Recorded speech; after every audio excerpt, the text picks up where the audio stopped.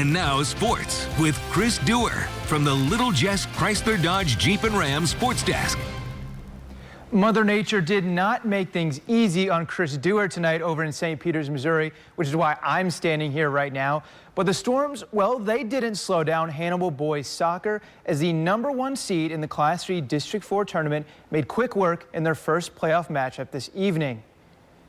No highlights from this one for you just yet, but stay tuned for tomorrow at 6 p.m. to check out the Pirates' 5-0 win over 8-seeded Warrenton. Hannibal had 5 goals in this game, and they came by 5 different players before the game was officially called nearly 7 minutes into the second half due to lightning. Now the Pirates will now take on North Point on Wednesday in the semifinal round at 4:30 p.m. Meanwhile, the 34-2 QND Lady Raiders face Athens tomorrow night in the Riverton sectional semifinal. And ahead of that game, Chris Dewar has more on the team that hasn't lost a game since September 14th and how they've already been able to accomplish so much this season.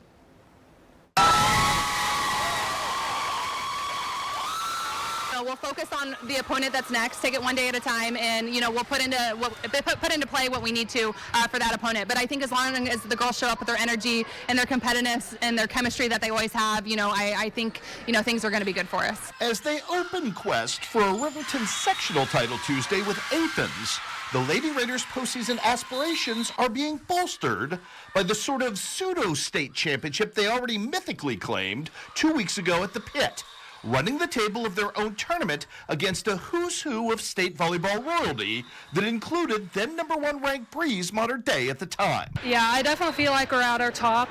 We can still improve, but right now we're really flying, and we're just doing really well right now after that win over Modern Day.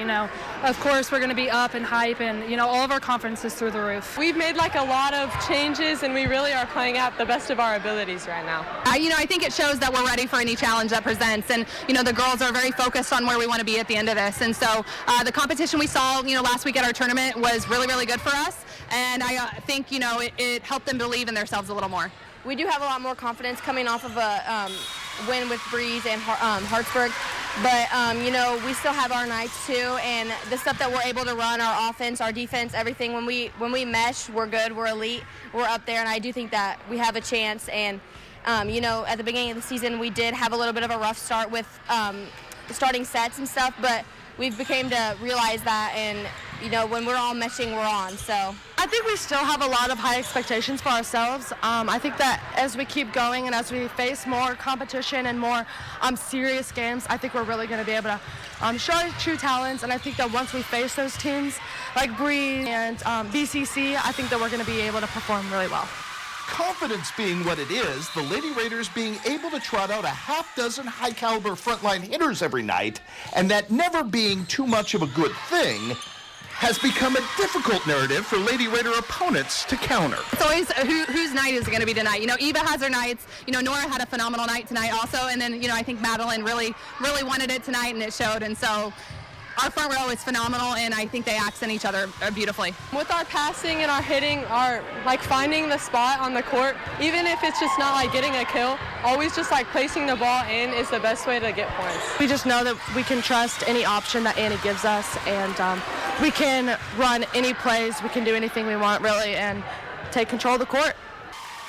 And yes, some of that is indeed center specific when you have one of the IHSA's all-time passing leaders at the ready to run your offense in the person of Annie Eaton. She's a really good teammate, and she has the highest IQ a volleyball player can have. She's so smart. She gets to every single ball. I don't know how she does that, but I think just her having all of her confidence in herself really helps her out and helps the team out as well. We've got another big volleyball matchup coming up on Tuesday, taking place in Coralville, Iowa, and that's Holy Trinity in the state quarterfinal. Now, they've been powered by some of their hitters throughout the season.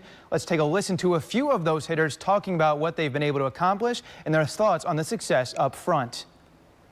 It makes us very good, because you got Presley and you got a little freshman that took that kill at the end, and she was taking big swings tonight, Olive, and, it's great. I mean, our role players, they just do the little things, and if we can continue that, we're going to be very successful. Yeah, I think it's having, more hitters on our team will, make sure people can't look past us, and they always have to be on their toes because we have hitters in every spot now. It's really nice. You know, sometimes you just have to spread the love out. Like the other team was really setting on me and Anna. We just knew that we could trust Adeline to give the ball to her and that she could really just like put it down. You know, it was me running hard and tricking the blockers and then sending the ball out to her was just, it worked really good for us because she had an open block and she can pound it and she could read it so well. And yeah, it's really good to have, you know, two hitters on opposite sides of the court and just spreading the other team out.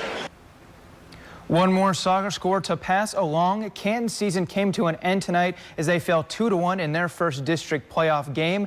The one goal they did score came thanks to Cameron O'Brien for Canton, and credit Colston Hoffman with the assist on that one. But it was not enough for Canton this evening. Again, they fall 2-1. And a tough season opener tonight for Mizzou women's basketball on the college side as they fall to Vermont 62-46 on the road. Quincy, Illinois native Abby Schreck did kick off her sophomore season in this one. However, in the game, she played just 15 minutes and scored 3 points in the game on just a couple of shots. And once again, make sure to come right back here tomorrow night at 6 p.m. for the full Hannibal soccer highlights. There were plenty of good ones from that game. Dewar will have them for you. It was a 5-0 win again for the Pirates, and we will see you then.